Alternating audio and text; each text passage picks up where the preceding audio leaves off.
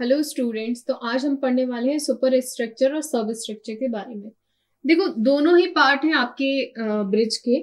तो अगर हम बाइफर्गेशन करें कि हम सुपर स्ट्रक्चर कहाँ से कहाँ तक रहेगा, सब स्ट्रक्चर कहाँ से कहाँ तक रहेगा, तो अगर आपका इस तरीके से अगर हम एक ब्रिज बनाते हैं तो ब्रिज बनाते टाइम ये जो आपका अपर मोस्ट पार्ट रहता है, कौन सा वाला, जहां पे आपका यहाँ पे ये जो डेक है और डेक से रिलेटेड जितने भी पार्ट्स हैं, है ना, ये जो आपका पार्ट्स को या फिर कॉलम्स के ऊपर वाला पार्ट, उसको हम क्या कहेंगे? ये कहलाएगा आपका क्या? ये होगा सुपर, है ना, सुपर स्ट्रक्चर। याद रखना, सुपर से भी ऊपर, तो जितना अपर पार्ट है वो सुपर है, और जितना भी बीनीथ के इसके पार्ट है, इसके नीचे वाला, है ना, यहाँ से पाइल आपके जो भी पार्ट्स हैं, जो भी आपके कॉलम्स हैं, यहाँ से लेकर के आपके फाउंडेशन तक का पार्ट को आप क्या कहेंगे? ये पूरा आएगा आपका सब स्ट्रक्चर में। ठीक है, तो जब हम सब स्ट्रक्चर और सुपर स्ट्रक्चर की बात करते हैं तो आपकी सब स्ट्रक्चर में कौन कौन सी चीजें आएंगी? जब भी हम ब्रिज को कास्ट करते हैं तो ब्रिज की कास्टिंग करते टाइम आपको देखने को मिलता है कि यहाँ पे अगर हमारा ब्रिज है और ब्रिज के आसपास कोई ऐसा एरिया नहीं है जहाँ पे हमें कुछ हाइट देनी है, मान लीजिए इसको कुछ हाइट पे बनाना है, और इसको जब हम कुछ हाइट पे बना रहे थे तो इसके आसपास जो भी सॉइल थी ये लूज सॉइल थी, तो हम लोग यहाँ पे क्या करेंगे? या तो यहाँ पे रिटेनिंग वॉल दे देंगे या फिर अबेटमेंट दे देंगे, है ना। तो ये जो रिटेनिंग वॉल हुआ, अबेटमेंट हुआ या फिर विंग्स ऑफ वॉल हुआ, ये सब क्या काय में आ जाएंगे आपके? ये सब आ जाएंगे आपके सब स्ट्रक्चर में, है ना। ये सारे पार्ट हैं आपके सब स्ट्रक्चर के। और सुपर स्ट्रक्चर में क्या आएगा?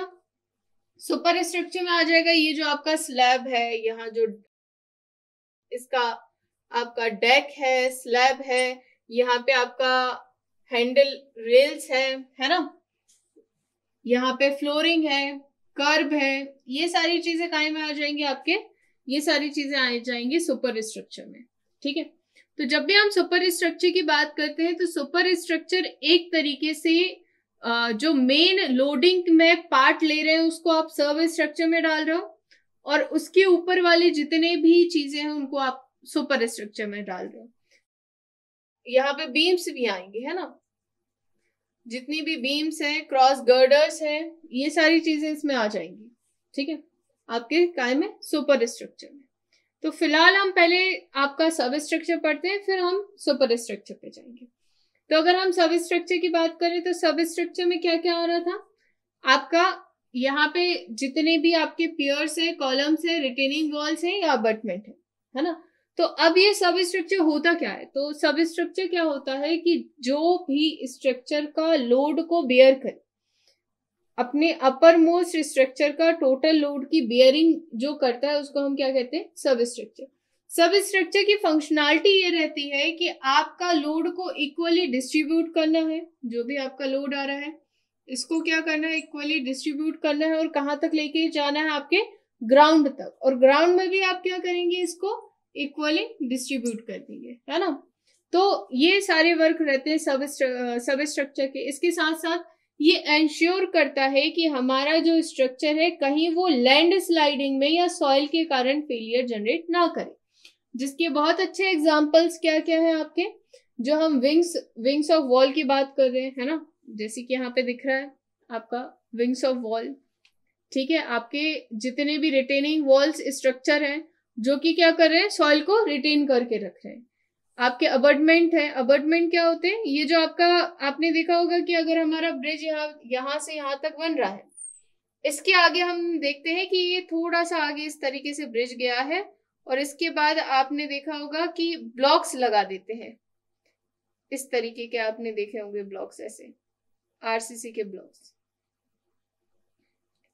प्री कास्टेड वाले ऐसे ब्लॉक्स लगा देते हैं। तो यहाँ पे आपको बहुत सारे ऐसे ब्लॉक्स मिलेंगे, है ना, और इन ब्लॉक्स के अंदर हम क्या कर देते हैं? मटेरियल की फिलिंग कर देते हैं।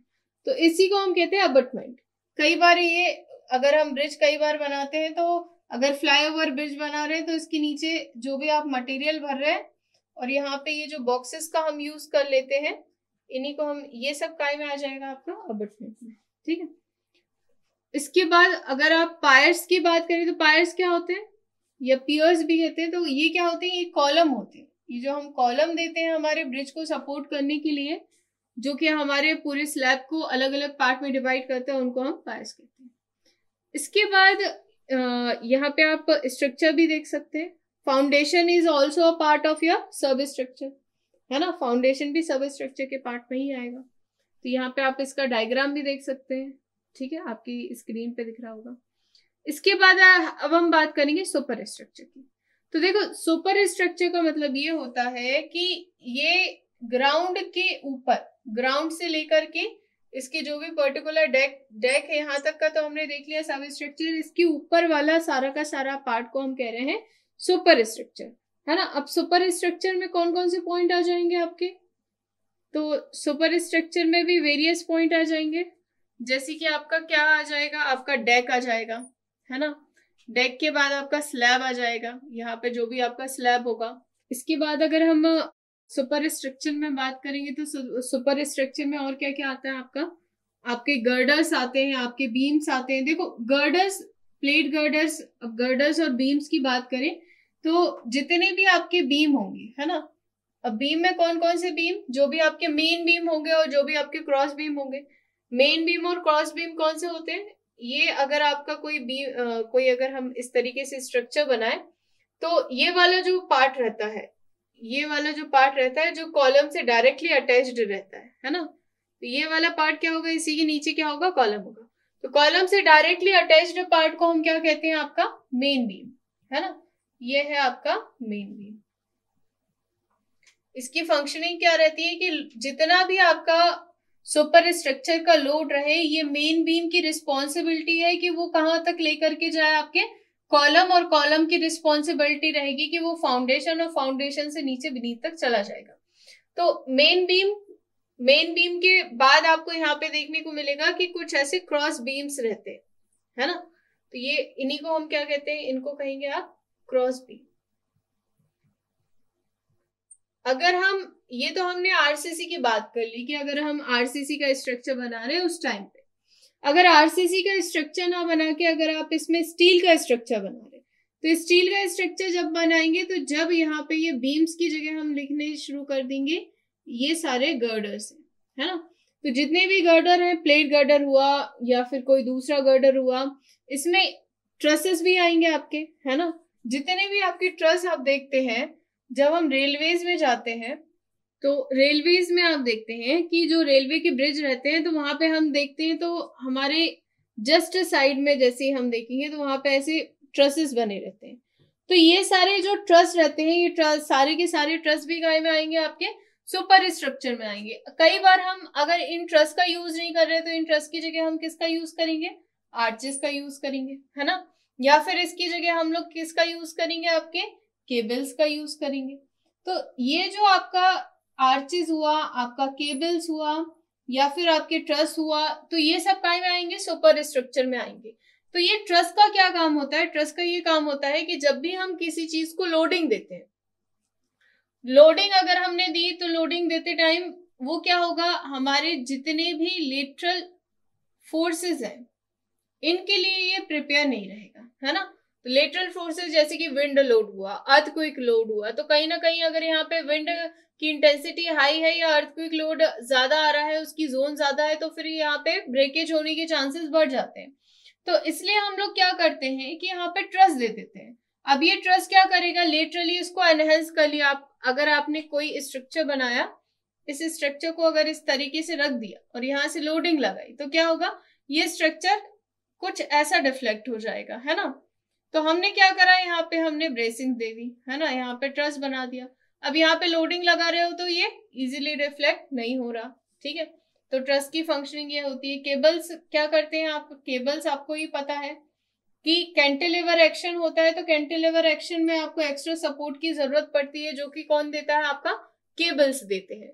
इसके साथ साथ अगर हम आर्चेस की बात करें तो आर्चेस भी सेम सिमिलर एक्शन करता है कि जितना भी आपकी लोडिंग है, जो आप यहाँ पे हम ट्रस के थ्रू ले रहे थे, तो ये क्या करेगा, अगर यहाँ पे नीचे आपने पायर्स नहीं दिए, अगर यहाँ पे कोई कॉलम्स नहीं दिए, तो ये जितनी लोडिंग रहेगी इसका पूरा का पूरा लोड जाएगा आर्च पे, और आर्च से कहाँ जाएगा, यहाँ पे जो भी आपका फाउंडेशन होगा, जो भी रोपिंग होगी, जो भी अबटमेंट होगा, वहां पर जाकर के ट्रांसफर हो जाएगा, है ना। कई बार आपको देखने को मिलता है कि हम लोग क्या करते हैं कि ये तो हमने उसकी बात कर ली जो अदर देन स्ट्रक्चर से। मान लीजिए कि अगर आपने कोई रोडवे का ब्रिज बनाया, अब रोडवे के ब्रिज में इतनी ज्यादा हमें जरूरत नहीं थी, कोई भी वहां पे इतना ज्यादा लेटरल फोर्स या लेटरल प्रेशर अपर वाली जो हमारा सुपर स्ट्रक्चर है वहां पे नहीं आ रहा था। तो हमने क्या करा, हमने वहां पे हैंड रेल्स बना दिए। इस तरीके से आप देखते होंगे कि जितने भी आपके रोडवे के ब्रिज रहते हैं उसके उधर साइड आप हैंड रेल्स बना देते हैं कि कोई गिरे ना, है ना, for the safety of the person. तो हम लोग यहाँ पे हैंड रेल्स दे देते हैं। इसके बाद नेक्स्ट अगर हम बात करें तो यहाँ पे क्रॉस बीम के ऊपर, ये जो आपकी मेन बीम है, क्रॉस बीम है, इसी के ऊपर आप क्या करते हैं, फ्लोरिंग सिस्टम दे देते हैं, है ना।